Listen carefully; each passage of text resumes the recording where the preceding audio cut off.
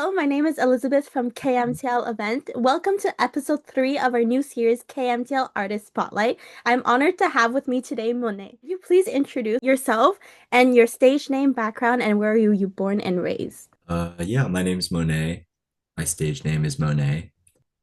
It's Monét Ngo. I use my first and last name, and I don't really change anything about my stage. Like it's just the same exact thing.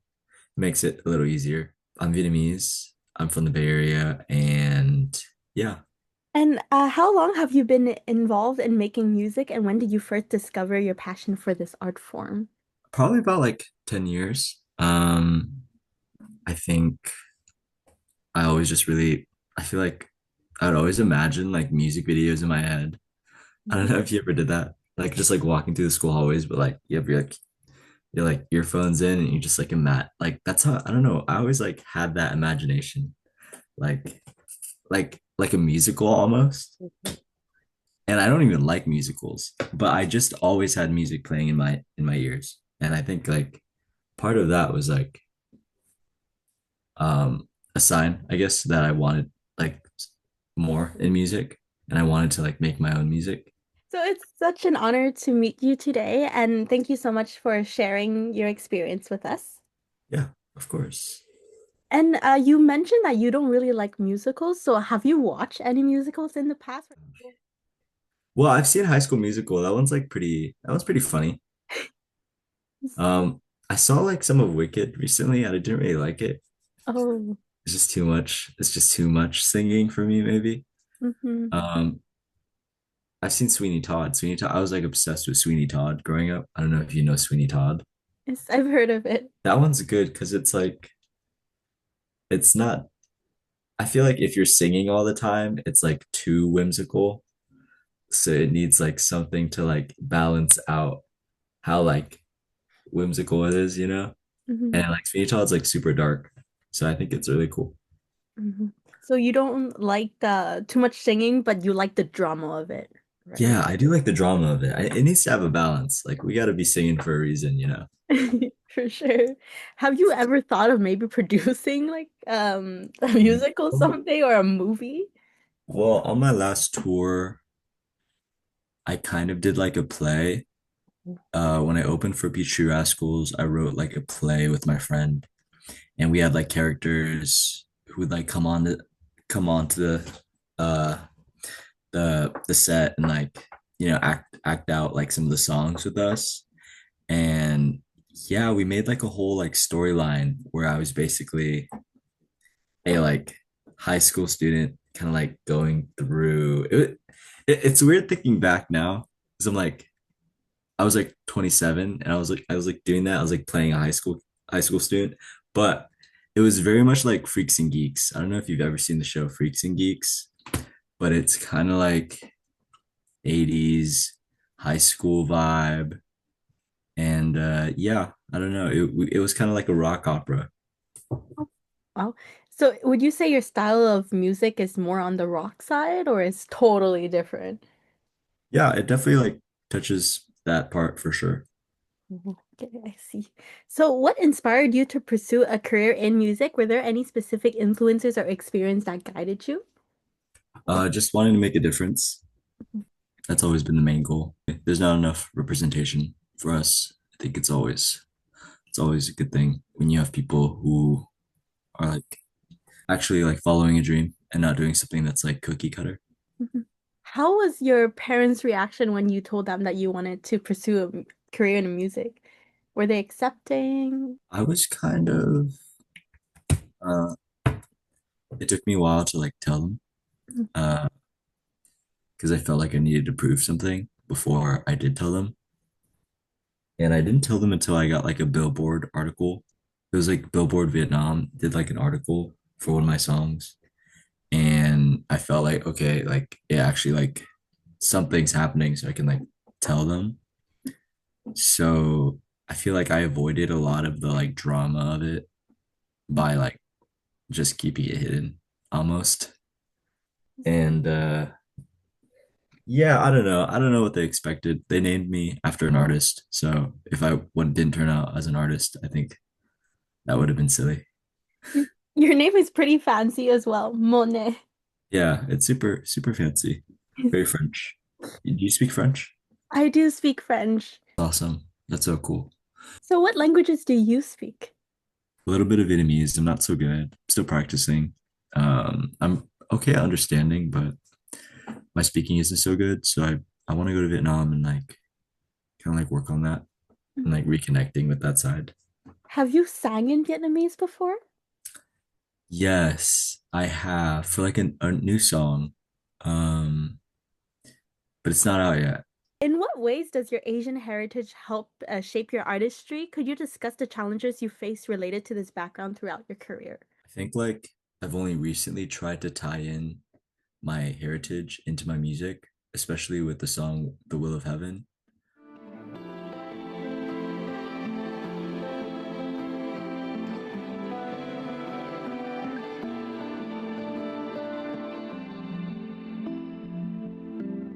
Sometimes I fall down from heaven. That one was very much like me, like connecting like deep with my roots and like, really like thinking about where my parents came from and like everything they've done and trying to like put that into a song. Um, Prior to that, no, I haven't really done much related to my heritage, but I do think there's always like a lot of deep roots with Vietnamese music. I think like, Vietnamese people love karaoke.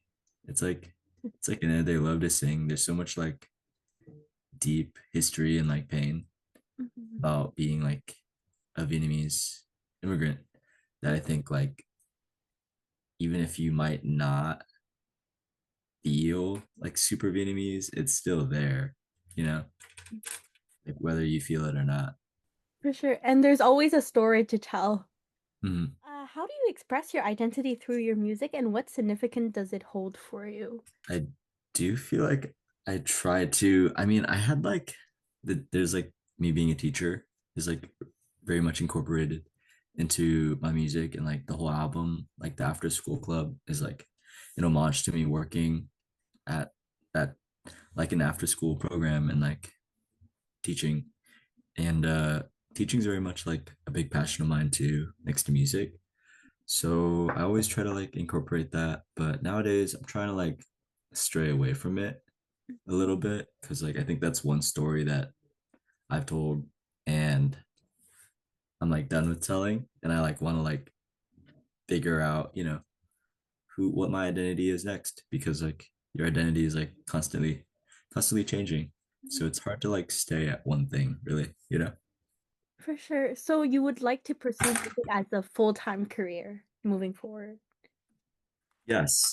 Yes, always. But I'm still always going to be teaching. So, What subject do you teach? I'm a substitute, so I do everything. Oh, wow. Mhm. And as well as music? Yeah, You recently went on tour as an opener for PRYVT in Los Angeles. Could you share what this experience was like for you and what were some of its highlights? it was so fun. I was really nervous coming up to it.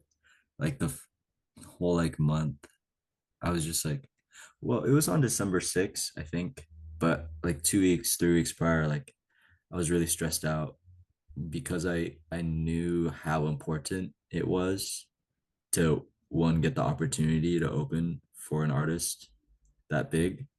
But also it was my first show under a new like a booking agent.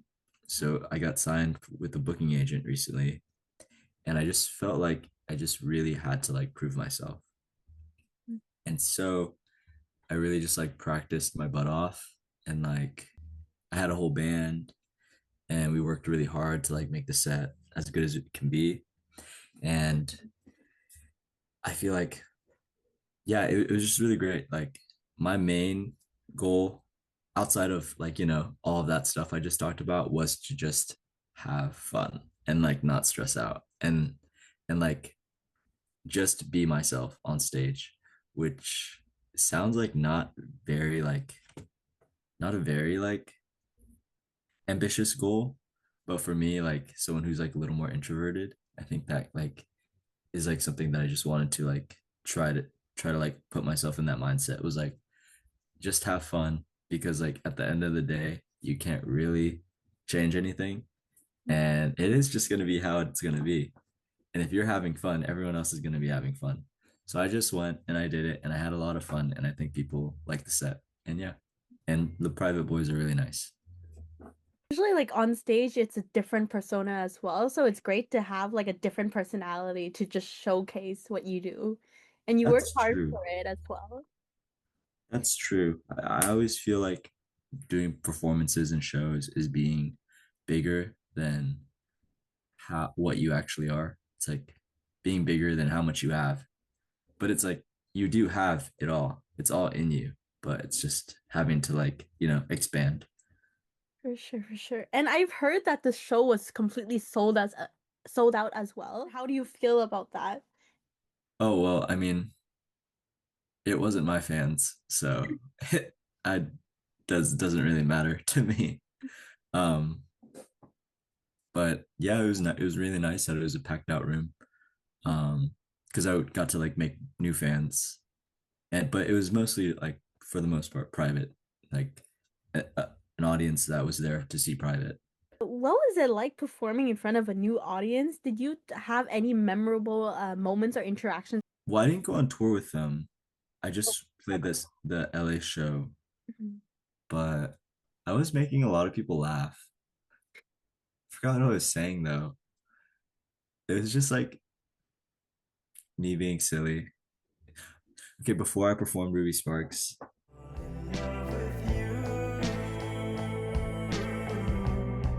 I saw you in my head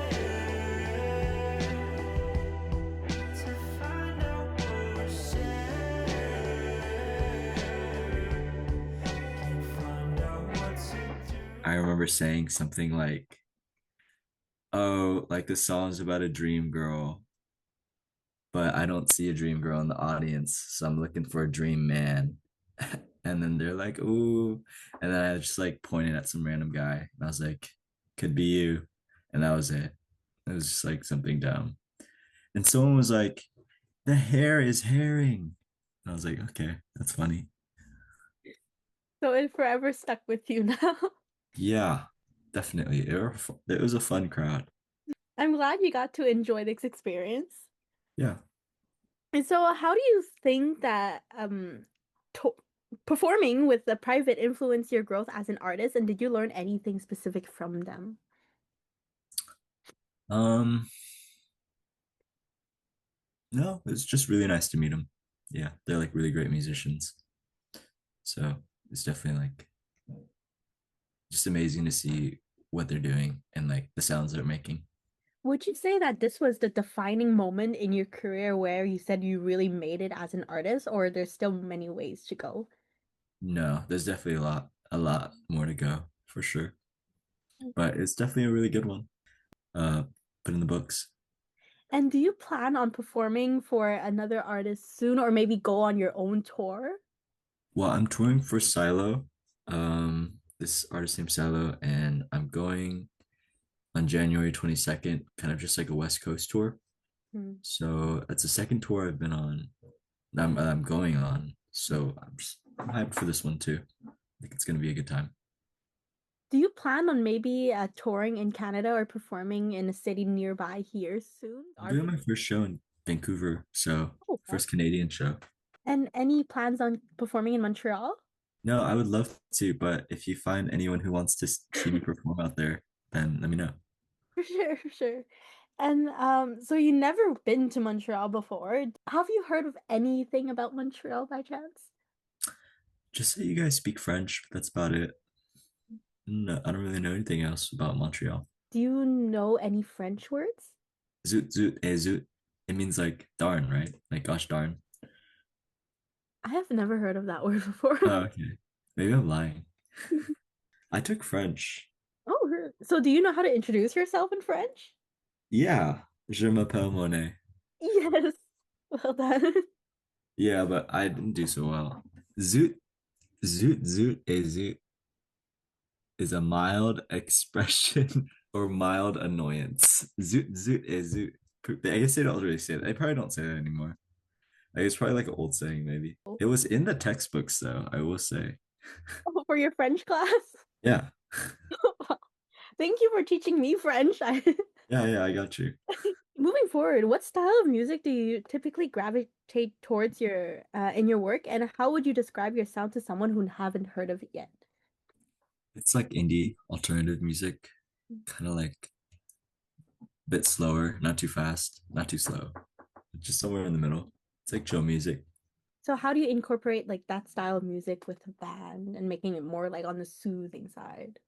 Well, with the band, it's the goal I feel like is to make it more lit, like to make it like more fun Mhm. and like to get people like moving. So I feel like I don't know, naturally with instruments like drums, it adds a lot of energy. So it kind of just comes. And in November, you released a single called Sequoia. Nothing can take me far away from you. It's time to come home. And what themes does it explore? It's kind of like a naturey like campfire love song. Um it's just like a sweet song that I wrote about my ex. I can't say it really has any like deeper meaning. We went to Sequoia, um, and it was kind of my way of just like commemorating that trip in our like in our hearts or whatever. Something cute. Very heartfelt. Yeah, I love writing songs. Like I always write songs for people I'm dating. Oh. Yeah, definitely. It's just comes natural, I guess. And the cover art for your song on Spotify features a very beautiful painting-like aesthetic inspired by nature. How do you feel this visual representation connects in with your theme or emotion presented in the song? I mean, that one was pretty simple. I just like nature. I just like trees. Um, I do feel like a lot of my cover arts do have some sort of like nature theme to it. I think there's a lot of magic in nature. Just think it's beautiful. Yeah, I don't know. I just really connect to it. You like to be out there. And Definitely, definitely. so, how does Sequoia differ from your previous work, both in style and message? Sequoia is very acoustic. I don't have that many like purely acoustic songs. I would say I feel like some of my songs have like a really strong message and some are kind of just like sweet love songs. Um Sequoia is like just like a sweet love song, but like The Will of Heaven, I feel like is like one that actually has like a really like powerful message for me. And that one's kind of just about like I guess about my like my parents immigrating from Vietnam and like escaping the war as refugees. And I just wanted to incorporate that story of like being a Vietnamese immigrant into a song. And I don't think there's a lot of like serious musicians or artists who do that. Like even like some of the biggest artists I know in like the Asian community don't really like dive into their heritage like that. And I will say I think that song's like the best. Like I think it's so good. And I think it's like one of the best songs I've ever made. And I wish that more people have heard it because I think the message is really strong and powerful, especially for people who like have the same story as like us, like era. Sure. And I mean, my parents literally like came on a boat Oh. and well, they escaped Vietnam on a boat and they didn't have any like idea if they were gonna survive. Mhm. So it does feel like a really like it's just like a crazy idea to think about like getting on a boat and not knowing where you're gonna go next. And I think that's just what the song is about. And I think a lot of people can relate, and that's how like sometimes I feel in like my own life. Like you're just getting on this boat and you have no idea where it's gonna go, and you're hoping that it lands to a place that does feel like heaven. you know? For sure. It's all about like taking risk as well, and you never know what's Yeah. gonna happen in the future with the unknowns. 100%. Out of all the three songs that you released in 2025, Sequoia, Older, and The Will of Heaven, which one is your favorite and why? I think you know my answer. Yes. Sequoia, you mentioned it. Older is like Older took forever to make. That song is like three songs in one song. How far to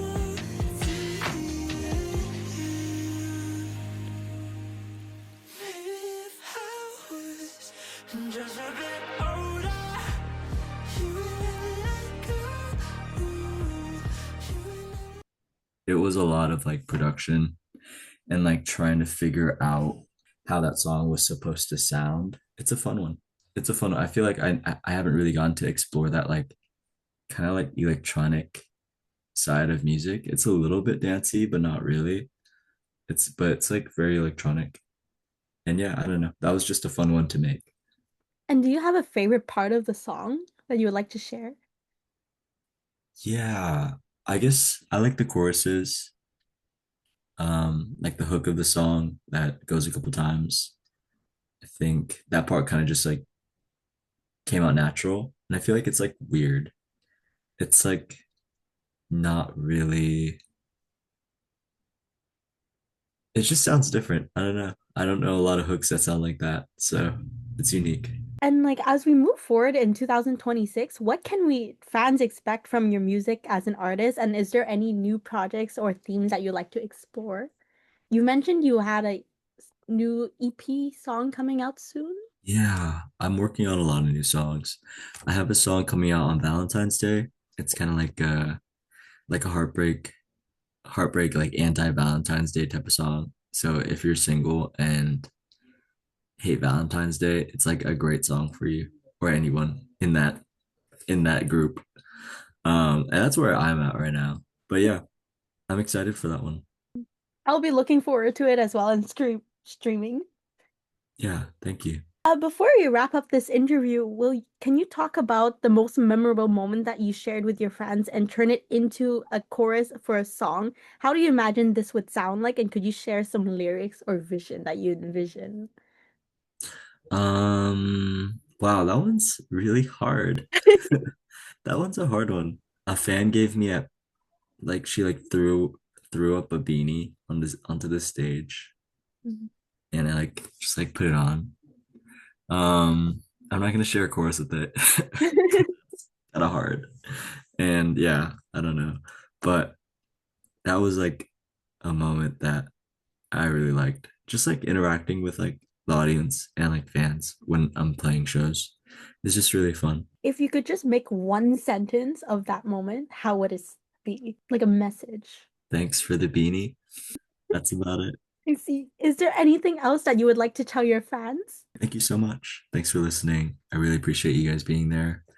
It's been a long journey and there's a lot more to go. So thank you for listening.